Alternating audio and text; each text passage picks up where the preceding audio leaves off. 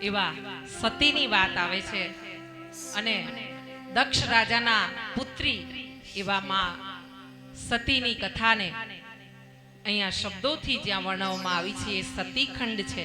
ત્યાર પછી આવે છે પાર્વતી ખંડ. એ માં સતીનું જ એક બીજો જન્મ છે, બીજું સ્વરૂપ છે અને એમના વિશે જન્મથી લઈને એમનું બધું સ્વરૂપ વર્ણન કરવામાં આવ્યું છે. એમની તપસ્યા, ભોળાનાથને મેળવવા માટેની તપસ્યાની વાતો કરી છે.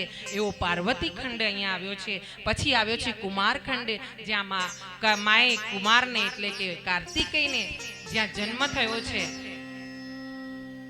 એવો કુમારખંડનું વર્ણન કરવામાં આવ્યું છે. એ પછી યુદ્ધખંડ એટલે